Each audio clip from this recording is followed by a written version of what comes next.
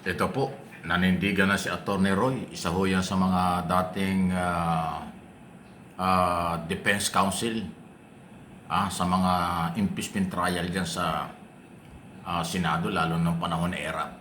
At kanya sinabi, meron jurisdiction at kapangyarihan ng impeachment court tungkol sa mga bank record, BIR record, financial record ng pangalawang Pangulo na anyay dapat ilabas ito at dapat makuha ito. Tingnan niyo yung kanyang paliwanag. Atty. Roy. May kapangyarihan ng impeachment court buksan ang lahat ng yan dahil nga sila ang huling kumahatol sa mga bagay ng accountability. Nakita na natin yung kapangyarihan na ginamit nila nung panahon ni Chief Justice Corona, gayon din sa panahon ni President Erap. Di nga ba at nung nagkaroon ng desisyon na wag buksan yung envelope, nagkaloko-loko. So, ito palagay ko, legally speaking, walang hadlang. Walang makapagpipigil sa impeachment court na buksan yung mga dokumento na yan. Now, kung paano nila gagamitin at kung ano nilalaman ng mga ito, yun ang kailangan natin abangan. Pero kung Ayun. So, yan ho Ayun. Sorry. Wala daw hadlang. Lahat ng legal na pamamaraan nasa impeachment court. At ang sinampol nga niyan, na dati nabanggit ko na rin ang araw, yung Corona trial. Bank record binuksan dahil dun sa salin.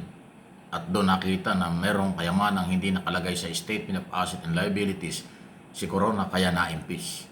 Nung kay ERAP naman, dahil siya isa sa mga abogado, si Atty. Jose Roy, yan po, si Atty. Jose Roy III, ay yan ay yung ding issue ng envelope naman, yung Bilar de account.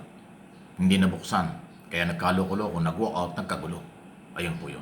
So sa ngayon, dito sa trial kay Vice President, wala daw nakikita siyang dahilan para hindi buksan. Sa halip, dapat daw po buksan. Kung ano ang laman at kung anong gagawin, yan ang aabangan. Totoo naman yun. Hindi natin pwedeng pangunahan kung anong gagawin ng impeachment court ng mga prosecutor sa oras na buksan ito.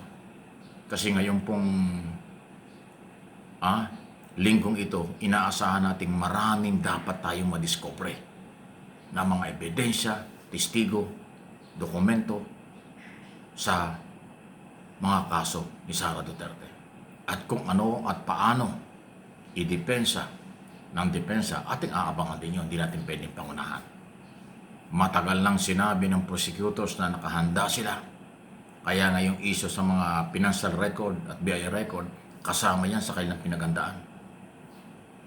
Pero, nagkaroon ng oral argument, wala pa hong naliwanagan sa unang araw, at ngayong ito ay inaabangan, ay dapat po talaga malaman natin kung ano ang laman ng record na yan.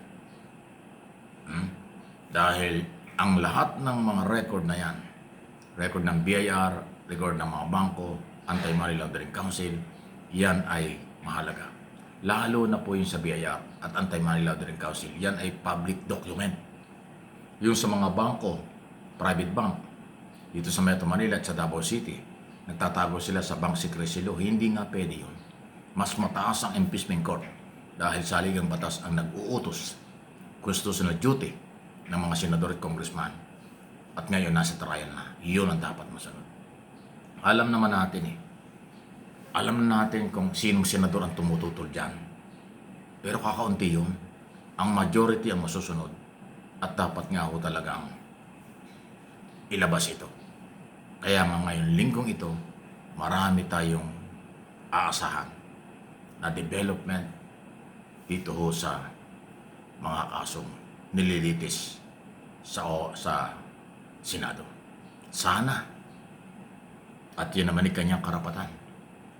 Kung gusto niyang gawin, excuse me po, kung gusto niyang gawin, humarap si Sara Duterte at siyang magpaliwanag. Kasi hindi ho biro ang mga allegation, ang ebidensya at testigo.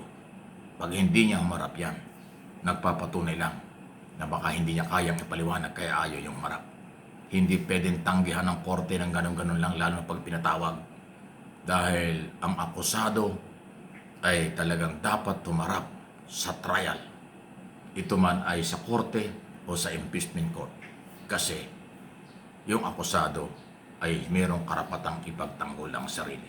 At ibinibigay yun sa unang araw pa lang, pero hindi ginawa. So tingnan natin sa mga susunod na araw. Kaya mahalagang mabusisi ang lahat ng yan sa Statement of Asset and Liabilities, sa Confidential Fund, Unexplained Wealth, at saka yung di umano'y pananuhol sa mga opisyalis ng Department of Education. Itong issue ng Article 4 tungkol sa pagbabanta, established na yun. Walang ibang nagbanta kay si Pangulong Marcos, First Lady at dating Speaker kung hindi si Sara Duterte doon sa video, audio na kinumpirm na rin pati ng depensa na yan ay si Sara Duterte doon sa press conference noong November 23, 2024. Wala namang iba na nagbanta sa buhay ng Pangulo sa social media kung hindi ang pangalawang Pangulo. Kaya nga na-establish na po yan ng mga public at private prosecutors. Halos tapos na yan. Okay? Yung mga susunod na article. Yun ang ating aabangan. Talaga lang ha. Issue lang po, walang personalan. Paki-like and share po rin nyo. Huwag kayong papa-apekto sa mga negatibong komento, negatibong reaksyon, dahil alam naman natin kung saan ang gagaling yan at ano ang layon nila. Ang layon nila ay sirain, pikunin ka, kaya ang kanilang pag-akusa below the belt. Nakakala mo walang pananagutan. Napakababang level na ho ng galawan. So huwag kayong paapekto dyan. Ang mahalaga, madinig ninyo, malaman nyo ang mga nangyayari.